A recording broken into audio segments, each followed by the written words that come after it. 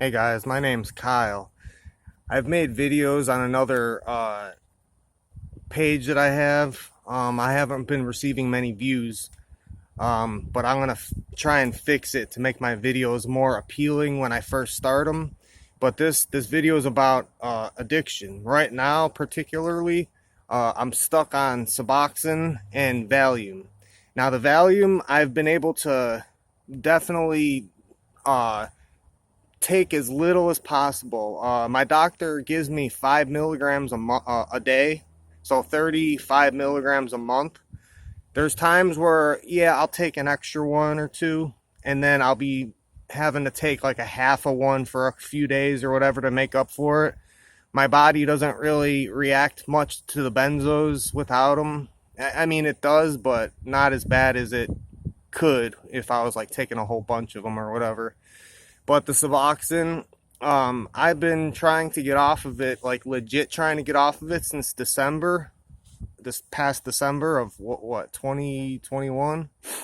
And I I was living at a hotel and everything was perfect. I mean, I was barely even paying rent at that hotel. I was living there for a whole year, and I worked at the hotel, but I didn't officially work there. Like I wasn't on payroll. So I worked the breakfast 2 days a week. It started out where I was working 4 days a week. So that was basically paying, no, it was paying all my rent. But then I was only working 2 days a week there. And um, even then, I was barely paying any rent until the end. The manager was really cool. And it was definitely a blessing from God to have a room where I was barely paying any rent and everything was taken care of. Towards the end, I started to pay them to catch up on what I owed or whatever. But what I'm trying to say is that I had all that time to try and detox, and I would give in too easily. I even my real job, my full it wasn't full time, but my main job was at a gas station. It was literally right across the way from the hotel. So I had to quit my main job in order to detox and not have anything to worry about. And even when I quit my main job, I still could not make it past 31 days. Now, that 31 days that I made it, I cheated along the way a couple of times. I took kratom a couple times, but not like enough to where it make me withdraw. And I also took a Norco during the whole 31 days too. So, and I think I might have even taken a little piece of Suboxone too. So it wasn't really 31 days. It was pretty much, but what I noticed is that every time I would take anything, kratom, whatever, it wouldn't reset my detox, but it would definitely reset the mental part of it. You know what I'm saying? And the mental part is the hardest. We all know that it's hard. It's the hardest to get through because once we get out of the woods with the acute withdrawal, we think that everything is okay just because we have a few good days or whatever. But then it just bam, it hits you, and you realize you're still not feeling too well, and you know damn well a little piece of Suboxone will help. And that's the part that I just couldn't get past. Like I made it like 31 days was the longest I made it, even though I said I cheated a few times. The reason why I consider it 31 days is because I never went fully back into full blown withdrawal. I had Lucimera to help me. I still have some for when I do this again, when I'm for sure ready, because there is a part of me, I would say I was 90% ready and 10% I wasn't ready. And that 10% is all that's needed to not be able to do this. You have to be 100% sure that you want to stop, and you have to have 2 feet in. You can't have 1 feet out and 1 feet in. You literally have to be 100% ready for this.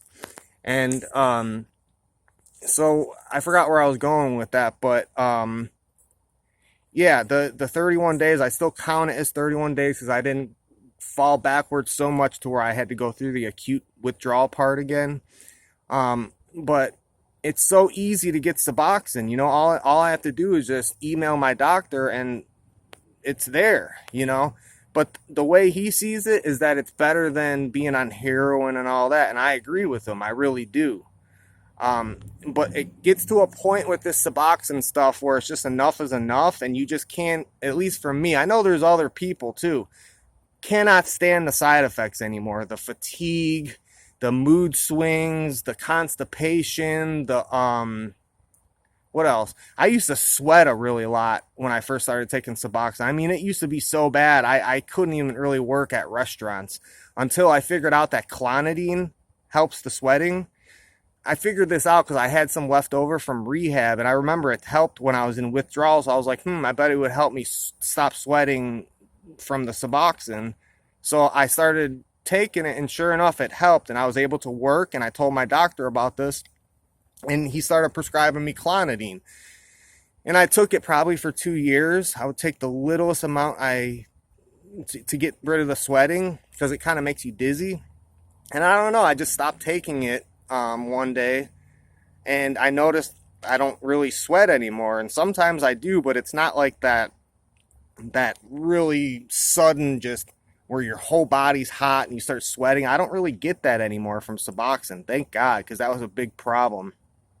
I don't really have the constipation anymore as well. I know that's too much information, but it's a good thing, because when you can't poo, going on like 4 days, it starts, in my mind at least, it starts to really mess with me. It starts to make me feel like something really bad's gonna happen if I don't poo. But for real though, these side effects suck, and that's why most people want off this medication. It's just it's no bueno at this point. It served its purpose, but it's just it feels like a bug, being a bug caught in a spider web, you know, helpless. And it just, a lot of people say it, and it's true because I've experienced it.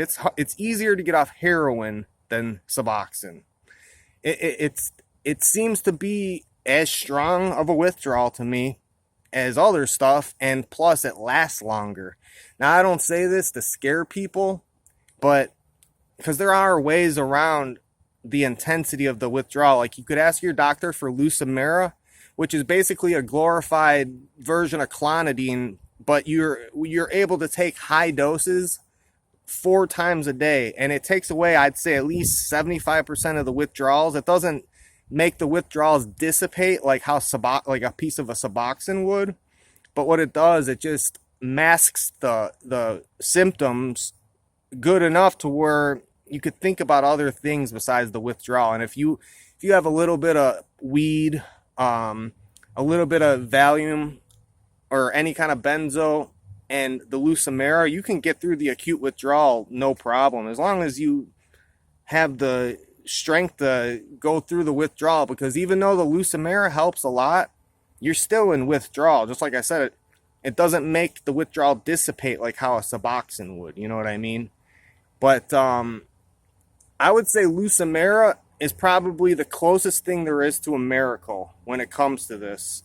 And if you don't have insurance, I'm hearing this stuff costs like, I don't know, $1,200 for a 10-day supply or something like that. It's very, very sketchy in my opinion, because I remember Suboxone used to be like this.